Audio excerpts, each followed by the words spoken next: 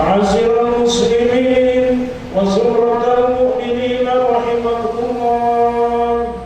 روي عن أبي هريرة رضي الله عنه أن النبي صلى الله عليه وسلم قال: إذا قلت لصاحبك يوم الجمعة أنصت والإمام يخطب فقد لغوت.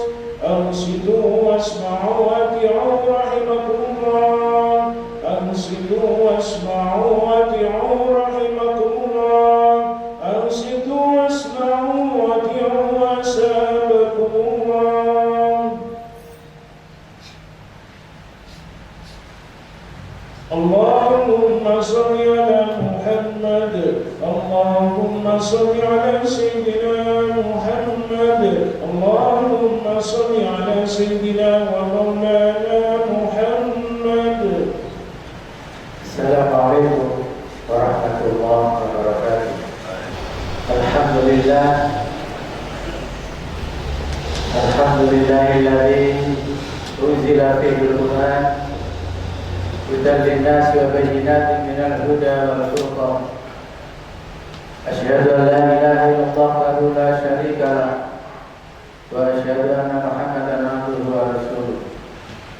اللهم صل وسلم وبارك على سيدنا محمد وعلى آله وصحبه أجمعين.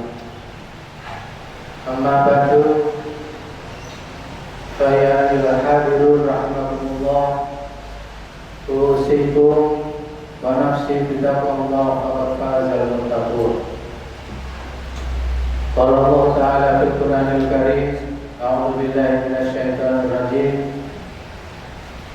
يا أيها الذين آمنوا اتقوا الله ولتنظر نفس ما قدمت لغد واتقوا الله إن الله خبير بما تعملون. وقال في آية أخرى: أرأيت الذي يكذب بالدين فذلك الذي يدعو اليتيم ولا يحض على طعام المسكين فويل للمصلين. Sadaqallahul azim wa sadaqa rasulul karim wa nahnu ala dzalika minasy syahidin wa syakirin walhamdulillahi rabbil alamin. Ma'asyiral muslimin, jamaah salat Jumat Masjid Al-Muttaqin kantor Kementerian Agama Kota Malang yang dirahmati Allah Subhanahu wa taala. Syukur alhamdulillah, pada siang yang sangat berbahagia ini kita masih diberi kesempatan oleh Allah untuk menjalankan salah satu kewajiban kita sebagai seorang muslim, yakni melaksanakan ibadah Jumat pada hari Jumat yang mulia di bulan Muharram yang mulia. Mudah-mudahan ibadah kita diterima oleh Allah Subhanahu wa taala dan menjadikan diri kita orang yang mulia di sisi Allah Subhanahu wa taala. Di saat yang mulia pula kita menyatakan bersyukur atas nikmat Allah berupa sehat dan sempat. Dengan sehat dan sempat ini pula bersyukur nikmat Allah dengan cara menambah dan meningkatkan keimanan dan ketakwaan kita kepada Allah Subhanahu wa taala melalui ibadah Jumat pada siang ini. Sebaik-baik bekal adalah bekal takwa kita kepada Allah Subhanahu wa taala. Wa tazawwadu fa inna khairaz zadi taqwa wa taquni ya ulil albab. Masyaallah muslimin, dan siang hari ini khatib ingin menyampaikan beberapa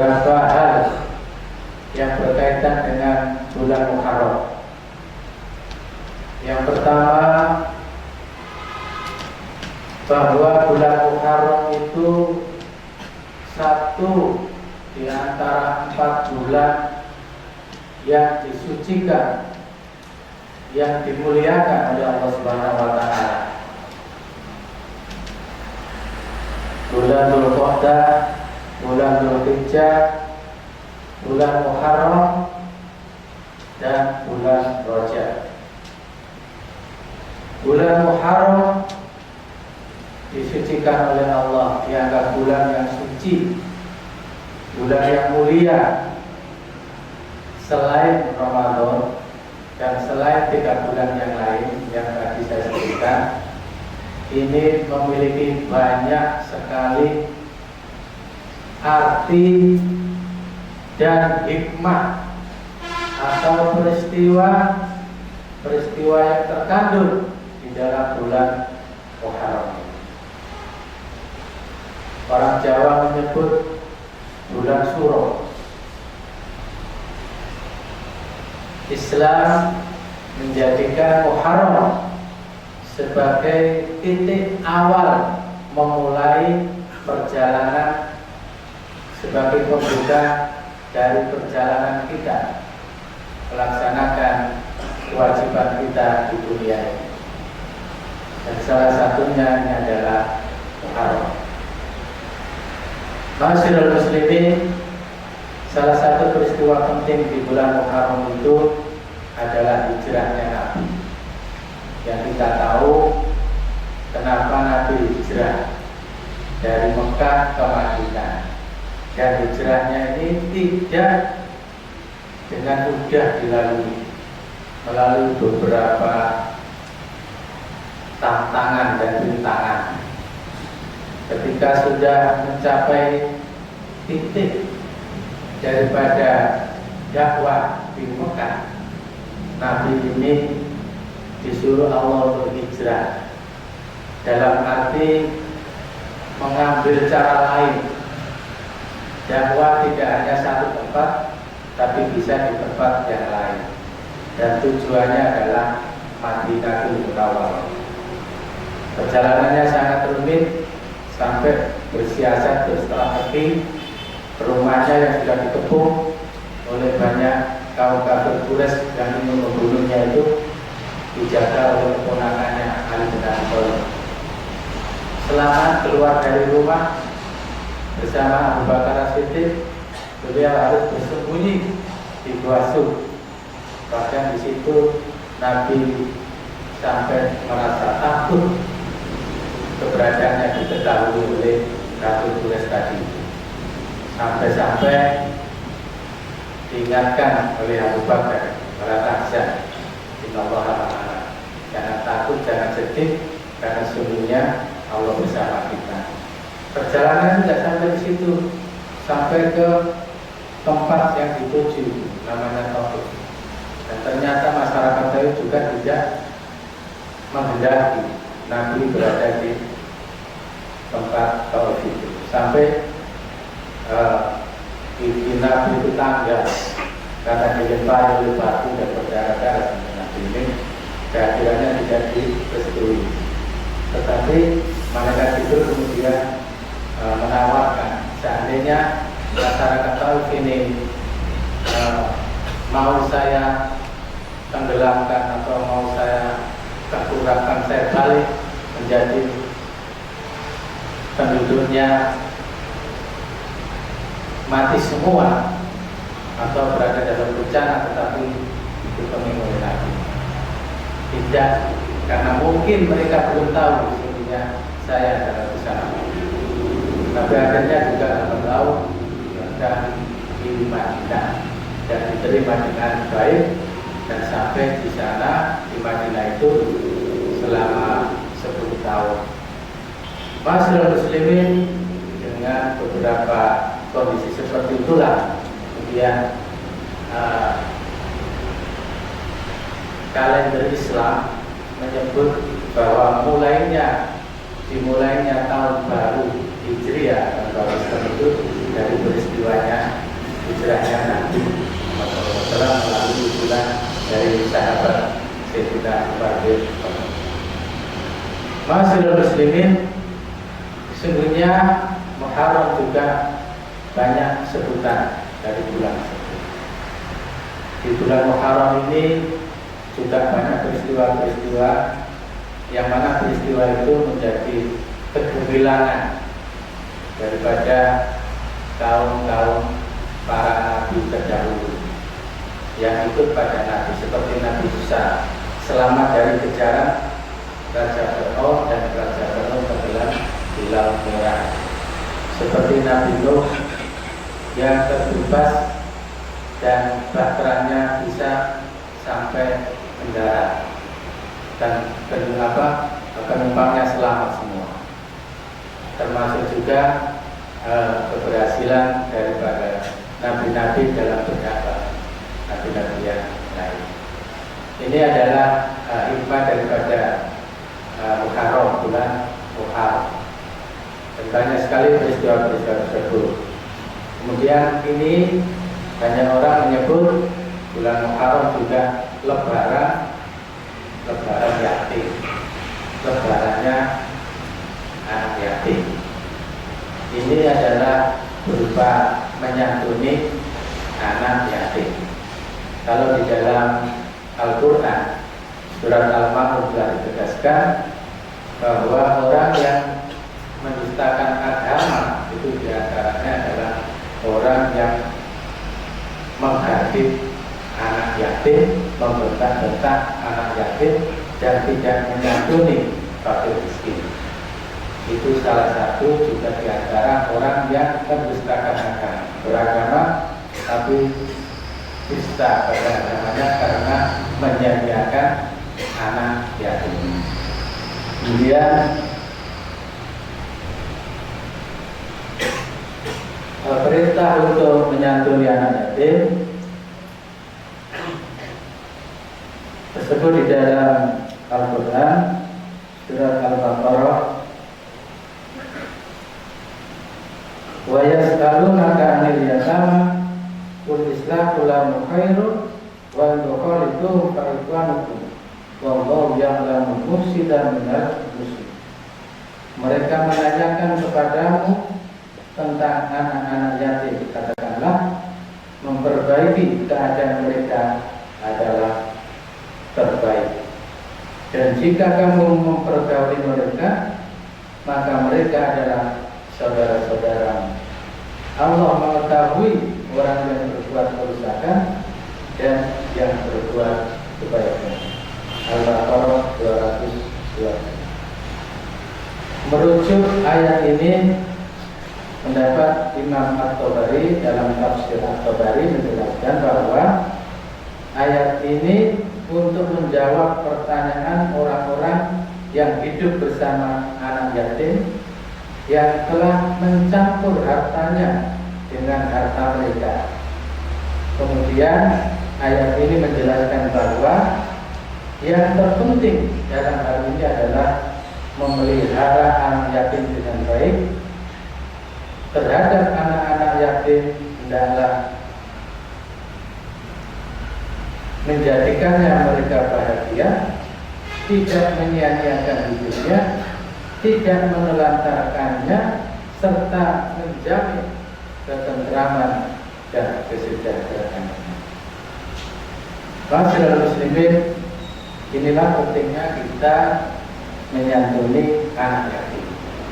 Dan banyak sekali dalil-dalil hadis yang berkaitan dengan menyantuni anak yatim ini. Disebutkan di dalam hadis yang diriwayatkan oleh Abu Hurairah, khairul baiti fil muslimin baita fihi yatim yusan ilaih, wa syarrul baiti fil muslimin baita fihi yatim yusan ilaih. Sebaik-baik rumah di kalangan umat Islam adalah rumah yang di dalamnya terdapat anak yatim yang diperlakukannya dengan baik, dan seburuk-buruknya rumah di kalangan umat Islam adalah rumah yang di dalamnya terdapat anak yatim yang diperlakukan dengan buruk. Masyarakat muslimin, Terkait juga dengan menyantuni anak yatim ini banyak sekali fadilah yang didapat sesuai dengan hadis Nabi yang diriwayatkan oleh Bukhari dan Muslim. Ana wa kafilul yatim fil jannah hakada wa asyara bis sababati wal wusta wa farraja bainahuma syai'a. Aku dan orang yang merawat anak yatim seperti ini di dalam surga. Nabi memberi isyarat dengan jari telunjuk dan jari tengah seraya sedikit merendahkan. Hadis ini mengisyaratkan bagi orang-orang yang mau menjamin hidupnya anak yatim, maka ia akan mendapatkan surga dan di sisinya ada Nabi Muhammad SAW. Masyarakat muslimin, inilah keutamaan kita di bulan Muharram ini jika kita menyantuni anak yatim, dan kita berdoa mudah-mudahan upaya kita, usaha kita dalam rangka untuk mengumpulkan donasi untuk kebaikan anak-anak yatim ini mendapatkan limpatan pahala dari Allah Subhanahu wa taala, dan nantinya kita akan berada di surga bersama anak yatim dan bersama Rasulullah SAW. Mudah-mudahan Allah mengabulkan niat dan usaha kita bersama. Demikian bisa kami sampaikan, mudah-mudahan ada guna dan manfaat. A'udzubillahi minasyaitonir rajim. Bismillahirrahmanirrahim. Barakallahu fi wa lakum fil Qur'anil karim wa nafa'ani wa iyyakum bima fihi minal ayati wa dhikril hakim. Taqabbalallahu minna wa minkum tilawatan innahu was-sami'ul 'alim. Aqulu qawli hadza wa astaghfiruh innahu huwal ghafurur rahim.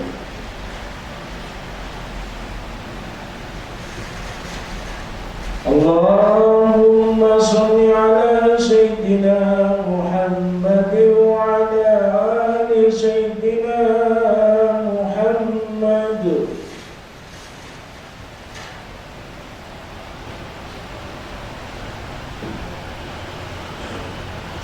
Alhamdulillahi wa kafa wa usalli wa usallim ala sayyidina Muhammad ibn al-Mustafa wa ala alihi wa sahbihi ahli sidqi wal wafa.